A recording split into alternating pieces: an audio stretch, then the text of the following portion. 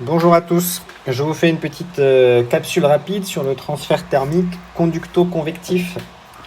Le problème est simplement le suivant, c'est si on s'intéresse au transfert thermique qui se passe par exemple entre un mur, donc ici on a un solide, et un espace fluide. C'est typiquement les problèmes qu'on a commencé à traiter dans le cours d'une salle de classe, par exemple, isolée par un mur.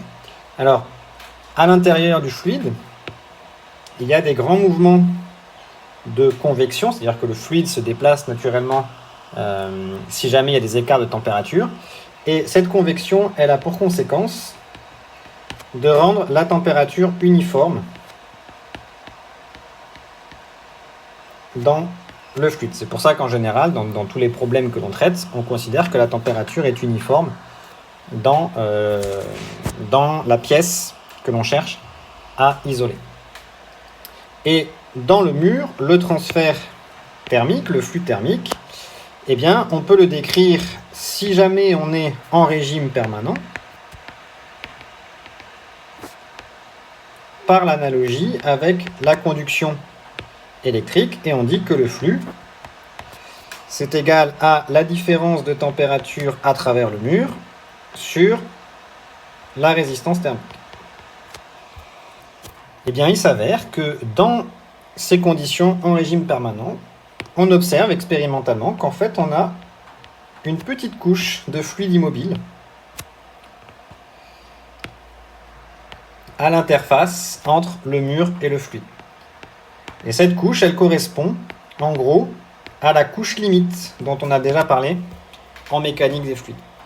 Et donc, cette couche de fluide immobile, eh bien, le transfert thermique, il se fait par conduction à l'intérieur de cette couche de fluide immobile.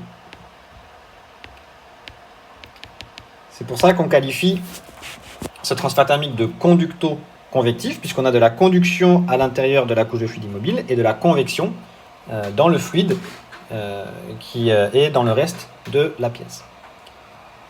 Le transfert conducto-convectif dans la couche limite, ça veut dire qu'on a en fait une couche isolante due au fluide immobile entre le mur solide et le fluide de la pièce. Ça, je peux le mettre en évidence en faisant le schéma équivalent dans l'analogie avec la conduction électrique de la situation. Dans notre situation, ça veut dire qu'on a le mur qui a une certaine résistance thermique associée en série avec une autre résistance thermique qui est celle du fluide immobile dans la couche limite.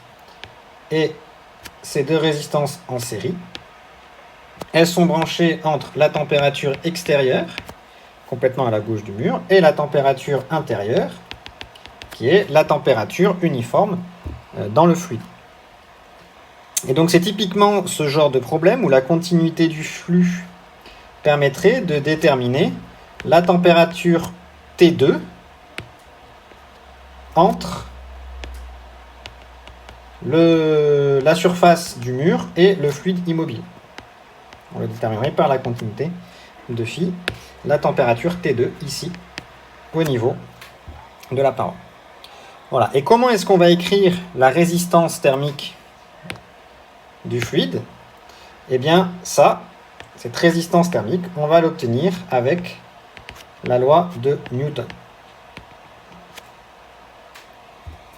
La loi de Newton, ce qu'elle nous dit, c'est que le flux thermique à travers la couche de fluide immobile, elle est égale à H, un coefficient conducto-convectif, fois la surface du mur, fois la différence de température des deux côtés de la couche de fluide. C'est-à-dire qu'on va avoir la température intérieure, là où le fluide a une température homogène grâce à la convection, moins la température T2, qui est la température au niveau de la surface entre le mur et la couche de fluide immobile. Dans cette loi de Newton, le coefficient conducto-convectif H. Il s'exprime en watts par mètre carré par Kelvin. Et c'est un paramètre qu'on appelle phénoménologique, c'est-à-dire mesuré expérimentalement, qui vous sera fourni dans les énoncés.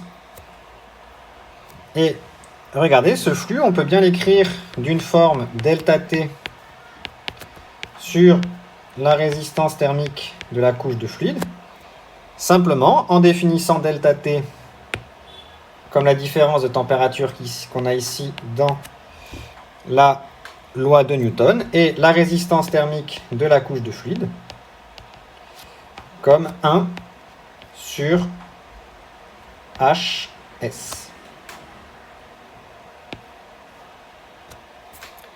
Donc, le problème ici de la pièce isolée par un mur, eh bien, on peut rajouter en général, du fait de la conduction thermique par conducto-convection, eh bien, une résistance en série avec le mur. Et donc, je refais pour conclure le schéma équivalent du problème de conduction.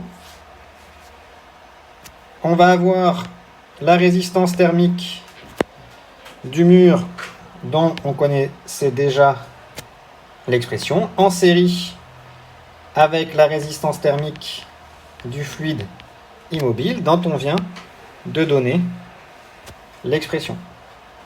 Et donc on pourra faire une résistance équivalente entre l'extérieur et l'intérieur.